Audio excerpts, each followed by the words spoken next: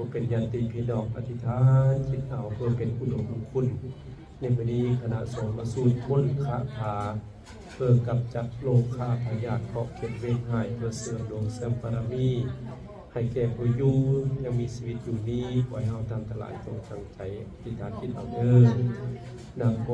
ตัสสะภะคะวะโตอะระหะโต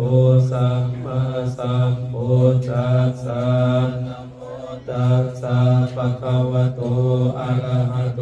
สัมมาสัมพุทธัสสะนะโมตัสสะภะคะวะโตอะระหะโต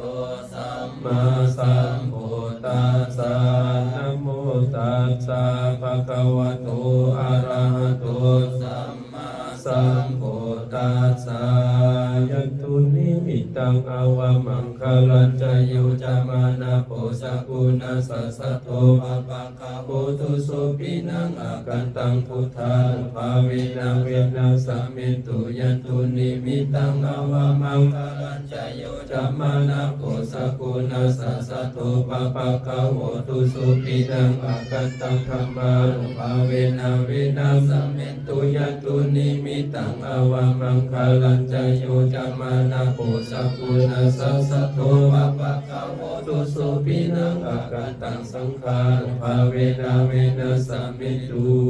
ลัสสะโตวะโจลาโตวะมโนสัตโตวะอมโนสัตโตวะอภิโตวะอุทธังกโตวะปิสัจจโตวะกัลโลกโตวะกันดากโตวะนัคขกโตวะสนะปัตตโลกโตวะอาศัยธรรมโตวะอาสันติติโตวะอาสัพพุริสโตวะจันดาหติอาสัมมิกโกนะกุภูลาหิวิสิกาลานิสัพปติปิอาสัตตลัสสะสุกาลามหิกายะคาลังคัสสติหินานาพยาโตวะนานาโลกโตวะนานารูปธรรมโตวะอาลักังกันนันตุปณิธานโตปัจจยตถาคตสัตตสัพพารามิโยทัสสะอุปปารามิโยทัสสะปรามัตถปารามิโยปัญจมหาปาริจเกติโสดาริยาปัจฉิมภเวกัปปวะคันติสติงอตินิกามานังป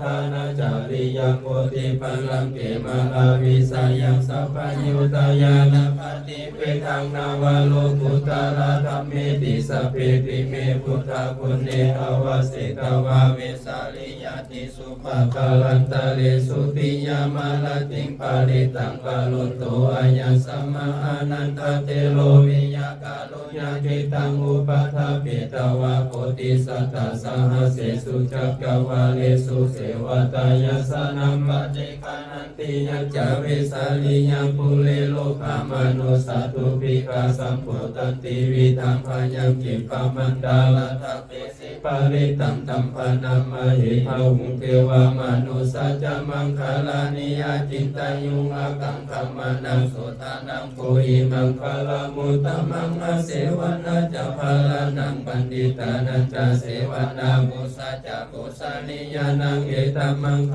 ลามุตตมังปฏิรูปฏิสาวาโสจะบุเปจักตาปุญญาตาตัสมะปณิติจาเอตัมมังคลามุตตมังภาหุสัจจะสิปัญจวินัยโยจะสุขีสิโตสุภาสิตาจยาวาจาเอตัมมังคลามุตตมังมัตตปิตุอุปาทานังบุตตารัสสะสังฆโหอานุราจักกัมมันตาเอตัมมังคลามุตตมังคานัญจะธรรมจาริยจายตกานัญจะสังฆโหอานาวัสสานิกัมมานิเอตัมมังคลามุตตมังอารติวิรติปะปะมัสสะปะนาจะสัญญโมอะปะมะโตจะธัมเมสุเอตัมมังคลามุตตมังคลาวุจานิวะโตจะสันตุติจักตัญญูตากาเลนะธัมมัสสวนังเอตัมมังคลามุตตมังคันติจะโสวะจะสัตตสมานานัจจะทัสสนังกาเลนะธัมมัสสะกัสสะเอ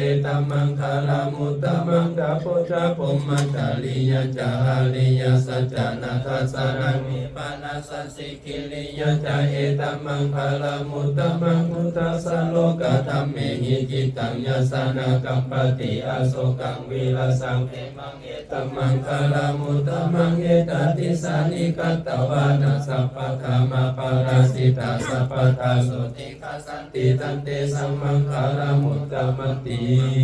ยานิทาพุตานิสัมมาคตานิโพมานิวายานิวาหันตาลิเกตาทาคันตังเทวมนุสาปุติตังพุทธังนามัสสามาสุวัติหุตุยานิทาพุตานิสัมมาคตานิโพมานิวายานิวาหันตาลิเกตาทาคันตังเทวมนุสาปุติตังนามัสสามาสุวัติหุตุยานิทาพุตานิสัมมาคตานิโพมานิวายานิวาหันตาลิเกตาทาคันตังเทวมนุสาปุติตังสังฆนามัสสามาสุวัติหุตุโพสังโฆสันติสังฆโตธัมมานังวิจโยตถาปิติปัสสติโพสังฆาจตถาภาเลสัมมัตถุเปกาโพสังฆาสันติเตสัพพะสันนินาม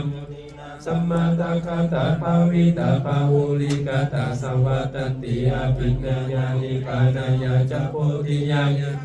สัจจาวเสนะโสติเทวตุสัพพะทาเอกาสัมมิงสัมมาเยนะโตโมคคาลานะจามกิลาเนตุเกเตติสาวะโอสังเกสัญเยติจตังอาภินาติตาวาโลคามุสิสุเตเตนะสัจจาวเสนะโสติเทวตุสัพพะทาเอกาทาธรรมาราสาม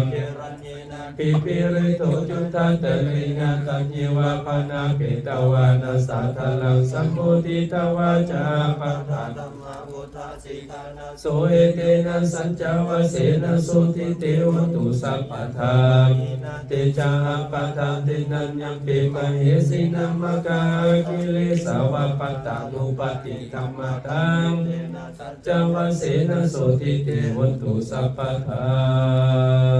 อิติปิโสภะคะวะอะระหังสัมมาสัมพุทโธวิสัจจาลนะสัมปันโนสุขโตโลกวิทูอนุตตโลปุริสธรรมสารติสัทธาเทวมนุสสานังพุทโธภะคะวะติสวากาโตภะคะวะตะธัมโมสันติติโกอากาลิโกเอหิปัสสิโกโอปันนายิโกปัญจตังเวทิตาโพวิญโยอิติสุปฏิปันโนภะคะวะโตสัมมาสัมโฆสุปฏิปันโนภะคะวะโตสาวกสังโฆยายาปฏิปันโนภะคะวะโตสาวกสังโฆสามิจิปฏิปันโนภะคะวะโตสาวกสังโฆยติทังจัตตาริปุริสายุคานิอัตถปุริสามุขลาโตสาวกสังโฆอาหุนนโยปะหุนนโยสกินนโยอัญชลิกาลานิโยอนุตตรังปุญญเกตังโลกัสสติสักขัตตวะพุทธารัตนังโอสัตตังอุตตมังวะลังหิตังเทวามนุสานังพุทธเตเสนะโสตินานาสัตตุปัตตวะสเปตุขาอุปัสสมิตุเตสักขัตตวะธรรมรัตนังโอสัตตังอุตตมังวะลังปริราหุปัสสมานังธรรมเตเสนะโสตินานาสัตตุปัตตวะสเปตุยาอุปัสสมิตุเตสักขัตตวะสังฆรัตนังโอสัตตังอุตตมังวะลังปะหุนนยังสังฆเตเสนะโสตินานาสันตุปัตตวะสเปตุขาอุปัสสมิตุเตสุโขโคทันนังอุปัตโตสุขสังธรรมเทศนาสุขสังคัสสะสมาธิสมาทานังตะโพสุโขเทวตาปานิอติโจรติงจะปฏิจันติมาสานันโตคันติโยตัปปติสัยเยตัปปติภามโนสัพพะมโหรติโกโตสัพพะเยติสัสสาริโยตัปปะสัมปันนาสุขธรรมะธรรมามิตาสัมโตสัพพุริสาโลเกเทวะธัมมาติโวจเลสันติปะภาวัตนาสันติปะภาวจนามาตาปิตาจานิกันทาจเทเวตาปฏิกัมมาสุมนาภูมิกัตตวานาโสอนุตตรามหิติกามิสัจเจมิมิสวะ อมมันจะลังหันตินสยุงอิเตสะเพยังคาปลาย ยันตุกัสสะตาตเทวานาคัมมิติกาปุญญังโนนโมตันตุติลังลักขันตุศาสนังอากัสสะตาตเทวานาคัมมิติกาปุญญังโนนโมตันตุติลังลักขันตุกัสสะทาจะพมมาตาเทวานาคามิติกาปุญญังโนนโมตันตุติลังลักขันตุกัสสะทาจะพมมาตาเทวานาคามิติกาปุญญังโนนโมตันตุสุติลักขันตุเทวตา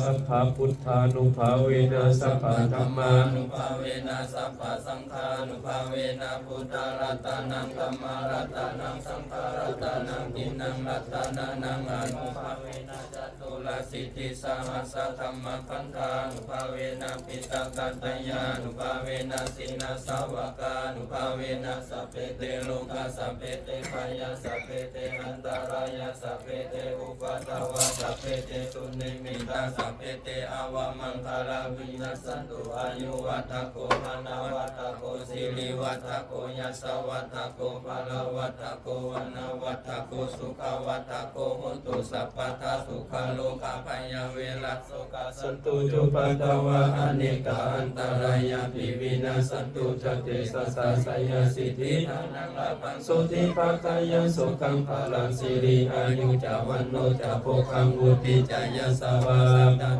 จาอายุจาสิวาสิทธิภาวัน